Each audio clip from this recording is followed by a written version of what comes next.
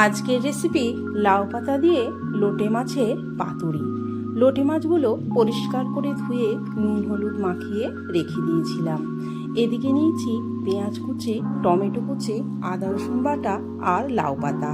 লাউ পাতাগুলো গোটা গোটাই রাখবো। লাউ পাতাগুলো ধুয়ে নিয়ে নুন জলে 10 মিনিটের মতন ভিজিয়ে রেখে দেব। গ্যাসের ওপর কড়াই বসিয়ে সর্ষের তেল দিয়ে পেঁয়াজ কুচিটা দিয়ে একটু ভেজে নিয়ে টমেটো কুচি, আদা রসুন বাটা, স্বাদ মতো নুন, হলুদ গুঁড়ো, লঙ্কা গুঁড়ো আর একটু জল দিয়ে মশলাটা ভালো করে কষিয়ে নেব।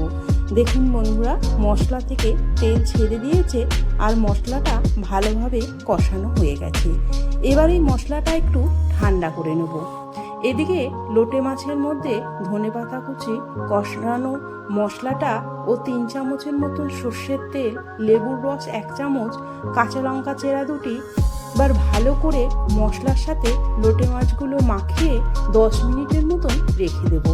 10 মিনিট পর গ্যাসের ওপর একটা ননস্টিক প্যান বসিয়ে লাউ পাতাগুলো এইভাবে দিয়ে মশলা মাখানো লোটে মাছগুলো দিয়ে ওপর থেকে আবার লাউ পাতা দিয়ে ঢেকে চাপা দিয়ে দেব 30 থেকে 35 মিনিটের মতন। এখানে গ্যাসটা লো টু মিডিয়ামে রাখবো।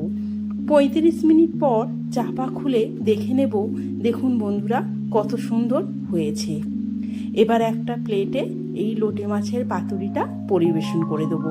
দারুণ খেতে হয়েছিল এই লোটে মাছের পাতুরিটা।